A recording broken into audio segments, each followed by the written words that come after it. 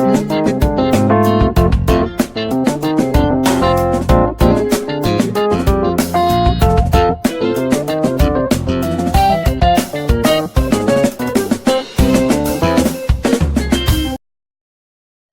everyone, you are welcome to Anchor Network where you get reliable and authentic news that are so crucial to you.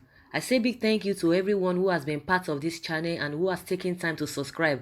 And if you are yet to subscribe, I say please click the red subscribe button and also the bell icon. The bell icon will allow you to get notified anytime we publish any news. What Buhari should do to Sowore? Revolution Now convenance. Kingsley Moghalu, the 2019 Young Progressive Party YPP presidential candidate, has weighed in on the arrest of the convener of Revolution Now protests, Omoyele Sowore. We recall that DSS arrested Sowore over the weekend after he called for a nationwide staging of protests against what he described as a bad governance. The arrest of the 2019 presidential candidate of the AAC has since stirred reactions from well-meaning Nigerians. The protest, he tagged Revolution Now, was planned to take place on Monday, August 5th. Reacting to his former rival's arrest, in a post on his Twitter page, Moghalu urged the DSS to release Sowore even as he described the state of the nation as sorrowful. The former presidential candidate urged President Muhammadu Buhari to call for a dialogue with Sowore and Revolution Now conveners in order to allow re-electoral reforms. According to him, our long-suffering countrymen and women have a right to express their disappointment with the sorry state of our country in a peaceful manner. From security to the economy, we are on the brink, as Aso Rock should embrace dialogue, free Omoyele Sowore, and allow re-electoral reforms. I remain committed to a democratic revolution at the ballot box. To that extent, I call on all Nigerians to mobilize for and demand fundamental reforms to our electoral system, including e-voting, to ensure transparency, efficiency, and legitimacy in our electoral process. It's a welcome development and a good one for Kingsley Moghalu to have weighed in, because we know the likes of them like that, the young people that contested, and it was really a big thing. It was really an eye opening for I hope now for for every one of us, each and every one of us, when these people really came out. Of course, a lot of people knew quite all right that these guys were not going to win just because of the way they started. People were like, oh, they never had structures and all of that. But one thing that meaning Nigerians really got from these young people likes of Sowore, Kingsley Moghalu, and Feladro Toye, and this other guy, Fasao, Tokwe Fasao. Those are the ones I can really remember. A lot of them like that. We still have a smaller Buhari, a young guy too. They call him Buhari too, and all others like that I cannot really remember for the now. When these guys were really going from places to places, from one media house to media house, you see them on YouTube, you see them all over the place. These guys are really brilliant. And they are not all that young like that, but it's like, because that was the first time of them coming out to contest, and people were like, no, who are these people? When you look at all these people thoroughly, these are the kind of people we are supposed to be having at the helm of our faith, because when they speak, when they go out, they have that moral, the experience is there. But somebody will come and tell you that they don't have structures, they should go and join, go to local government to go and contest for councillorship. And the question that people don't really ask is that the ones that do have their experience, of what use are those experiences to us, and what are the experiences they've been learning? Those experiences are nothing but fraud. Those experiences are nothing but corruption, and yet you see cases of corruption among these people. You hear people that are even being nominated as for ministers. You see the allegations, that has been levied against them. Is that the kind of experience, or the kind of things that they want new people to go and learn? It's more than that.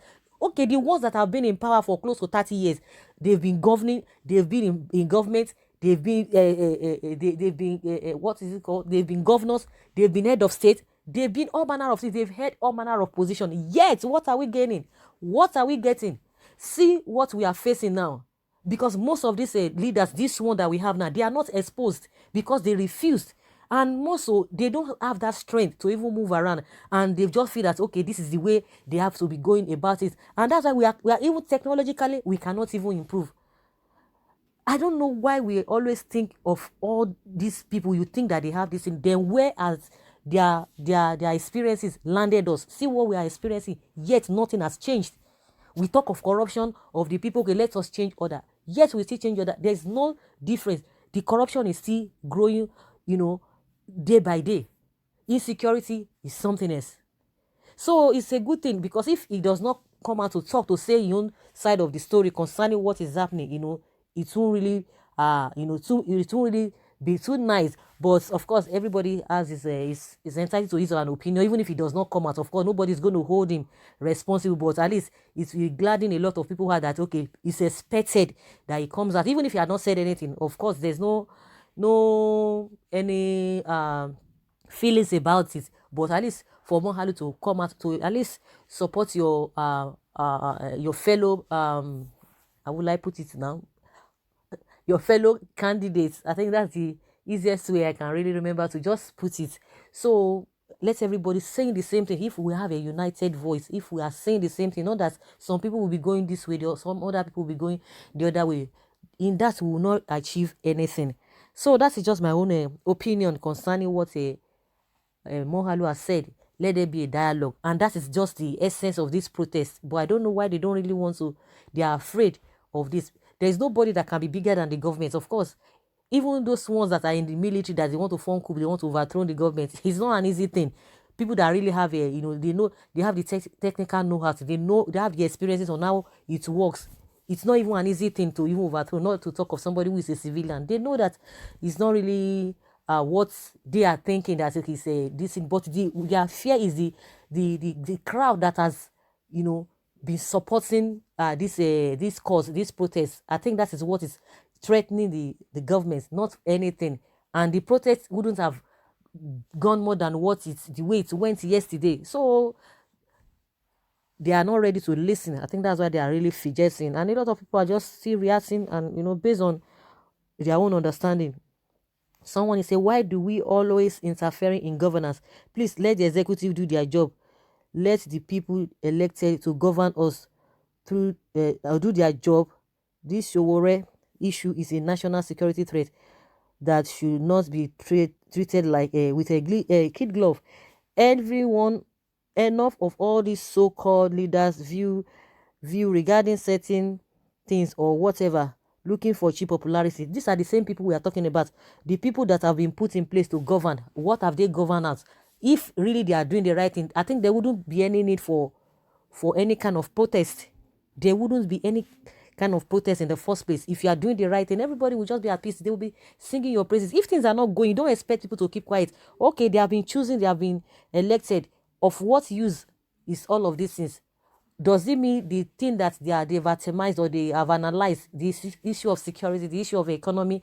Are we saying all those ones are not there? Are we saying they are just forming them? Are we saying we are living in affluence? Are we living in plenty? Is the security on point? Is everyone safe? Is that what these people are saying? If we are not united, if we don't have a common goal, if we are not together, we will not achieve much.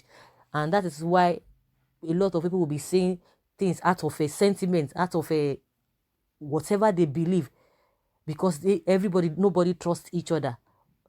Some people are loyal to other people. It needs to go beyond that. That is why we are calling everybody. We need to be united.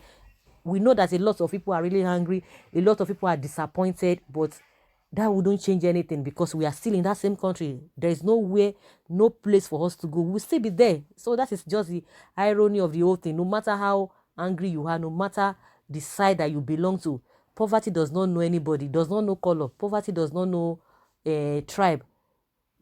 Insecurity does not know anybody. Bad governance does not know anybody. It affects everybody across board. So if we continue to, why would this one speak? Why would this one not speak? I don't think that one is going to really help us. The federal government had helped sell an unpopular candidate, both local and international, and give room for unreasonable people to comment without studying the issue at stake. If that is the case, why can't you advise Sowore before? he must face his charge against him in court, not media. Like I said, everybody is entitled to his own opinion. If everybody is chanting, okay, you go this way, no, you go that way, you are the one that is right, this one is not right, this one is not whatever. Of course, every one of us will meet ourselves there, will continue to complain. The people that are saying all of these things, they will be the one that will be complaining, and they will be the one that will be, going from places to places. Oh, this is not good, this is not good. But once they see people speak, they will like, oh, why would you speak? If people don't speak, they will say, oh, we don't even have, where are the elites in our midst? They are not saying anything, everybody's just mute. So guys, that's just my opinion. I don't know what you think about what Moghalu said, that the government, needs to really dialogue with Sowore and try to face what is really befalling us, what the things that are really facing us, and to be able to trash them, to be able to iron all those things out so that we have a peaceful environment. I would like you guys to put down your comments and let's hear your own side of the whole thing. Thank you very much for always listening. Bye.